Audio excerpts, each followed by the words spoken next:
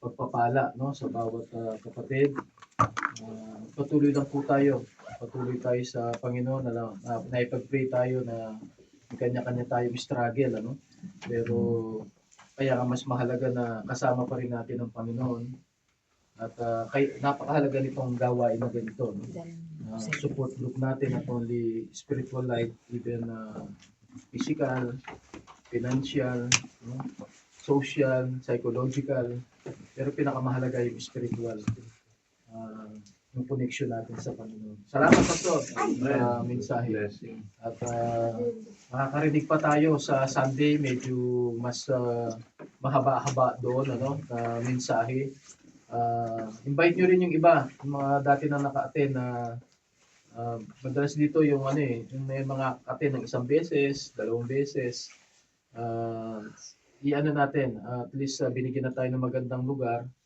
At ngayon meron tayong bisita na talagang riniwala tayong gagamitin ng Panginoon para tayo ay mahamon. Baka may nais kayong itanong. Although haba pa tayo, no? Sila kasi nag-a-adjust sa oras sa atin. Wala lang, you know? Sanay tayo sa although may mga trabaho pa ang marami, no? I think hindi na nakaano yung iba, no? Hindi na nakahabol. May parating pa po. Meron pa? Jeremy. Si Jeremy talagang pipilitin no, na makarating. Tapos, Bali, fellowship na lang. At least fellowship. Meron pa naman eh. Oo nga, marami pang pagkain eh. O habang inintay niya, baka may tanong. Baka may tanong. Baka may mga gusto kayong itanong.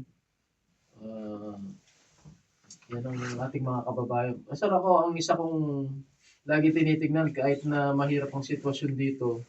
Sabi ko, hindi posible na may ilang tawagin ng Panginoon na maging missionary galing sa mga OFW kasi sanay na kagad tayo na umaalis sa bansa natin.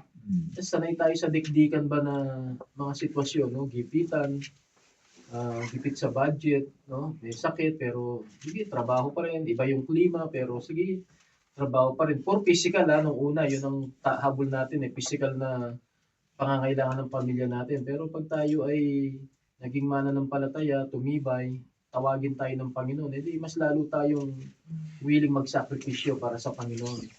Kasi ang itinutulungan na natin hindi lang yung physical na kailangan ng pamilya natin, spiritual na kailangan ng hindi lang ng pamilya natin, ng ibang tao rin. At sinasabi ko nga sa kanila, Pastor, ang target talaga sa mission ay lahat ng tao, pero ganun talaga yung strategy, mauna ka muna dun sa kumbaga sa kina Pablo, mga kababayan na muna, pero eventually mag-spread out yan. Lalo na sila, nakakasalamuhan nila yung mga katrabaho nila. Minsan nakakapagsalita na rin sila ng Armenian. Basta sabi ko ako, ang trabaho ko, turuan ko kayo. Hindi ko kilala yung mga kakilala nyo, hindi ko alam yung salita nila, pero ako, ang pinadala ko ng Panginoon dito para magturo talaga ng salita niya. No? So, samantalayin yung pagkakataon na pwede kayong matuto. As na wala matatanong ba yun? Yung di ba na-reject si Jesus Christ bilang sa Israel. Ano yung mga consequences na mga pansa? Sa Matthew chapter Matthew chapter 1 to 12, he was introduced as the Messiah or the Anointed One. Pero nag-refuse nila ang Panginoon sa Kristo. So, kung mas lalaliman mo yung pag-aaral nun, kasi ang talagang programa ay Kingdom of Heaven. That Christ will come, siya na yung maging king. Kasi it is never God's will for Israel to have king. Kaya kung papansinin mo, nung wala na yung mga kings, ay walang magiging hari sa Israel na Hudyo. Si Herod ay hindi Hudyo. When he became king, naging king siya sa Jerusalem, di ba? Pero si Herod hindi siya Hudyo, he's not a Jew. So ano yung mga consequence yung pag-reject nila? Makita mo yung pangyayari sa Israel, the judgment of the Lord, the chastisement of God. Makita mo yung pagtalikod. Walang communication for 400 years. Tapos they are not recognized as a country. maraming mga pangyayari sa Israel o sa mga Hudyo. Hanggang ngayon inaani pa rin yun eh. Kung wala ang Panginoon Diyos na nagpo-protect sa kanila, talagang Kaya nga po. nawalaan na sila. So, nung na-reject siya, when they rejected him, kung mapapansin ninyo, di ba si John the Baptist? John the Baptist, though he is a prophet written in the New Testament, but he is an Old Testament prophet. Ang New Testament prophet si Agabus. So, ang mensahe ni John the Baptist is what? Repent for the kingdom of heaven. Pero Matthew 6:33, seek ye first the kingdom of God. Tapos John chapter 3, if you will not be born again, you will not see the kingdom of God.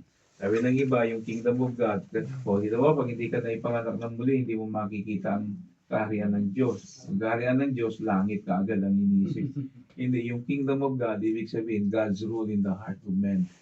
Pag hindi ka na ipanganak ng muli, yung C-S-E-E, ang ibig sabihin nun, experience. Sa Greek word, yun ang ibig sabihin, experience. Kung hindi ka maipanganak ng muli, hindi mo mararanasan na ang Diyos ang maghahari sa iyo. At kapag ang Diyos ang naghari sa iyo, you let God be the king of your heart and controls you, His righteousness will be upon you and all these things shall be added unto you. To see the blessing, hindi ibig sabihin nung kayamanan. The fullness of life, the fullness of joy. Kasi kung ibig sabihin nun, haba buhay, lahat ng mga disciple nangamatay ng maaga. Ibig sabihin, you will fulfill the greatest joy of life, and all these things shall be added unto you. So sa kabila ng sabi ni Pastor, we have much struggle sa buhay. Lalo na, dito tayo sa ibang bansa, matinding struggle. But you will experience the fullness of life and joy. Bakit? Kasi you are seeking God. Ibig sabihin, hinahayaan mong ang Diyos ang nag-ahari sa buhay mo. Yeah. So, that's yun yung blessing dun. So, yung kingdom of heaven ay the physical reign of Christ as King dito sa earth, but he was refused, so kingdom of God was introduced to be the king of your heart. Pero yung kingdom of heaven, mangyayari pa rin yun in the near future. Di ba, pas, kahit rinefuse siya, ay parang mahal na pa rin niya sila. Oo kaya nga sabi yung, di ba, Isaiah 1. Parang kung sinong kakantin sa kanila, kung makakalaman niya, parang yun bang pagkakayo. Yung protection ng Diyos sa kanila. That's the promises they call it of the Lord. Nakakaselo sa Hindi, sa atin naman, sa atin din naman mga mananampalatay, ganun din naman sa atin eh. Yung promise ng Panginoon Diyos, makita mo sa Romans, di ba? Ang sabi niya ay, vengeance is mine, saith the Lord. Ako paano maghihiganti para sa iyo. So yun yung protection ng Panginoon at promise niya sa atin.